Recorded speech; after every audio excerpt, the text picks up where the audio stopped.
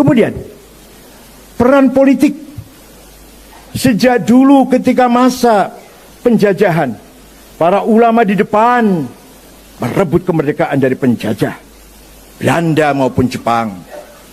Kita tahu para ulama yang syuhada, Kiai Zainal Mustafa dari Tasikmalaya dipenggal lehernya di Ancol, Kiai Rusdi Hamid Rusdi dari Malang di Brondong, sekarang sudah menjadi nama jalan di Malang, Kiai Muhammad Ilyas Lumajang, Kiai Hashim Asy'ari di penjara Mojokerto oleh Jepang 1 bulan. Keluar dari penjara, tangan kanannya tidak bisa bergerak, dihajar oleh Jepang karena gara-gara tidak mau menghormat ke arah timur, apa namanya itu, Shikere. Dan di penjara itu ditemani oleh santri dari Cirebon, sekali lagi dari Cirebon, namanya Kang Solihin, Kiai Solihin Babakan Ciwaringin, Kiai. Itu yang menemani, sama-sama disiksa oleh Jepang di penjara Mojokerto. Para kiai semua pejuang, Kiai Rukyat, bapaknya Kiai Ilyas Rukyat Tasikmalaya, juga dikejar-kejar oleh Belanda dan Jepang. Temannya banyak yang gugur, tapi Kiai Rukyat masih dijaga oleh Allah, panjang usia sampai wafat, sampai akhir hayatnya tetap berjuang. Itu ayahanda dari Rois Am, Kiai Ilyas Rukyat. Banyak sekali ulama, kalau saya ceritakan tidak cukup waktunya. Walhasil, ulama punya andil besar, punya andil sangat besar dalam membangun kemerdekaan Indonesia ini.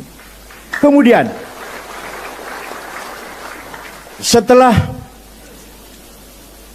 dibentuknya panitia persiapan kemerdekaan Indonesia, ketuanya Insinyur Soekarno, sekretarisnya Muhammad Hatta, anggotanya Haji Agus Salim, ulama, Kiai Wahid Hashim, bapaknya Gus Dur, jangan lupa, kakeknya Mbak Lisa, jangan lupa, itu Wahid Hashim, dan Muhammad Yamin, Laimena, Maramis, Abi Kusno. Dah, itu semua adalah para ulama bersama pemimpin-pemimpin nasionalis menjadi panitia yang mempersiapkan kemerdekaan Indonesia ini. Dikira para ulama bisa cuma tahlil aja, Pak? Ya Allah.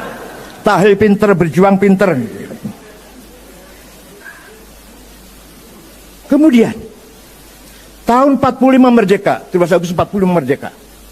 Baru merdeka Agustus, September, Oktober ada ancaman dari sekutu akan mengirim pasukan dengan manipulasinya atau ditutupin bahwa mereka datang akan mencari tahanan-tahanan Belanda yang dipenjara oleh Jepang. Jadi nggak akan perang, nggak, cuma akan mencari sisa-sisa di dalam penjara Belanda yang dipenjara oleh Jepang. Ternyata bawa senjata berat. Bung Karno, Pak Hatta, Jenderal Sudirman musyawarah, berunding. Gimana ini? Ya dilawan. Yang lawan siapa? Ya siapa? TNI baru saja istirahat perang, masih capek. Jadi gimana? Rakyat yang melawan. Intifadah. Intifadah bahasa Arab artinya ngeroyok lah. Pakai ketepel, pakai kayu, pakai batu, bata. Oke, bagus intifadah. Tapi yang bisa mengerahkan rakyat supaya berani intifadah siapa? Nah itu. Dicari oleh tiga orang ini. Bung Karno, Pak Hatta, dan Jenderal Sudirman. Kiai Haji Hashim Asy'ari Tebuireng. Itu yang bisa itu. Maka tiga pemimpin besar ini mengirim utusan bertamu pada Mbah Hashim Asy'ari. Kemudian beliau salam dari Bung Karno, Pak Hatta, dan Jenderal Sudirman. Beliau bertiga bertanya kepada Kiai, hukumnya membela tanah air, bukan bela agama loh, bela tanah air. Kalau nggak ngerti tanah air, lemah kalau banyu, nggak ngerti tanah air, Masya Allah. Kiai Hashim Asy'ari mengumpulkan para ulama dari Banten Menes Kiai Abdul Rahman, dari Bogor Pagentongan Kiai Abdul Hamid, dari Majalengka Kiai Abdul Halim, dari Cirebon Kiai Abbas, dari Buntet Kiai Amin Babakan Ciwaringin, Kiai Satori Arjawinangun, dari Indramayu Kiai Sujai Segeran, dari Semarang Kiai Ridwan, dari Lasem Kiai Maksum, dari Kudus Raden Asnawi Kudus, dari Cepu Kiai Usman, dari Lombok Tengah Guru Faisal.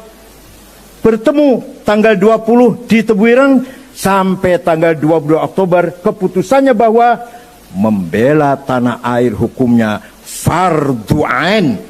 Semua orang wajib membela tanah air, tidak pandang bulu, yang kaya, yang miskin, yang berpendidikan, yang buta huruf, wajib bela tanah air. Fatwa itulah yang terkenal dengan fatwa resolusi Hasyim Asy'ari yang bisa menggerakkan masyarakat Surabaya, Pasuruan, Gresik, Sidoarjo, Mojokerto, Madura melawan nikah, kedatangan nikah. Peperangan dipimpin oleh, nah ini jangan kaget, nih. Dipimpin oleh singa dari Cirebon. Tenang. Namanya Kiai Abbas dari Buntet Cirebon. Mengambil sebuah markas rumah di desa Siwalan Kerto, Gang Pabrik Kulit, Jalan Ahmad Yani, Surabaya. Di situ markasnya.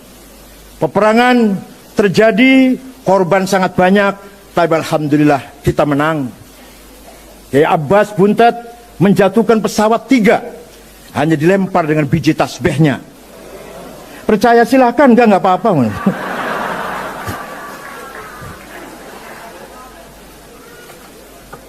Tanggal 10 November, hari pertama perang besar itu, Brigjen Malabi, komandan Nika, mobilnya meledak, asistennya mati, pengawalnya mati, supirnya mati, Malabi pun mati. Yang masang bom di mobilnya Malabi bukan TNI, tapi santri Tebu Ireng, namanya Harun.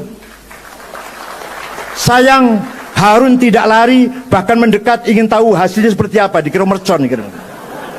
Begitu meledak, Harun pun gugur. Ada lagi santri dari Surabaya namanya Asy'ari, naik ke atapnya Hotel Orient, sampai sekarang masih ada Hotel Majapahit itu, masih bangunannya masih sejak lama seperti itu. Merobek-robek bendera Belanda, mengibarkan merah putih. Itu Asy'ari namanya, dari Surabaya. Ditembak dari bawah, rupanya pakai akik anti peluru, selamat dia nggak sampai ketembak. Itu sejarah bagaimana para ulama sangat besar kontribusinya dalam merebut kemerdekaan Indonesia ini. Sekarang sudah merdeka. Panjang kalau cerita peran ulama, panjang banget. Nanti ada pemberontak PKI, ada segala macam. Sudah, ini singkatnya. Sekarang sudah merdeka. Mari kita bangun negara ini. Kita cintai negara ini. Kita sayang negara ini. Islam mengajak persatuan dan kesatuan. Islam mengajarkan damai. Islam mengajarkan hidup harmonis. Islam anti permusuhan. Islam melarang dendam. Islam melarang fitnah, adu domba, ujaran kebencian.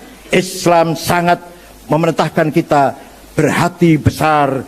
Fabima rahmatin minallahi lintalahum walau kunta faddan ghalidhal qalbi min hawlik fa'fu anhum wastaghfir lahum wasyawirhum fil amr fa idza azamta fatawakkal 'ala Allah innallaha yuhibbul mutawakkilin. Muhammad, karena engkau santun, karena engkau ramah, karena engkau berakhlak Muhammad, maka mereka berbondong-bondong masuk Islam. Seandainya kamu Muhammad faddan ghalidhal qalbi, congkak, tandang peting-ting, kasar, omongannya kasar, bawa pentung sana kemari, dan faddu min haulik, niscaya orang akan lari meninggalkan kamu Muhammad. Fa'fu anhum, maafkanlah orang Mekah itu Muhammad. Ini dalam Fatu Makkah ini. Wastaghfir lahum, mintakan ampunan untuk orang Mekah Muhammad yang dulu musuhi kamu. Wasyawirhum fil amr, ajaklah mereka bermusyawarah menatap masa depan yang lebih baik. Yang kemarin musuh, yang kemarin mengusir Nabi Muhammad, menyiksa para sahabat, bahkan ada yang sampai membunuh para sahabat seperti Yasir dan istrinya Sumayyah, dimaafkan, dimintakan maghfirah kepada Allah, dan diajak musyawarah menatap masa depan yang lebih baik tanpa ada rasa dendam, rasa permusuhan sama sekali. Itulah akhlak Rasulullah sallallahu alaihi wasallam. Semoga kita semua bisa menirunya.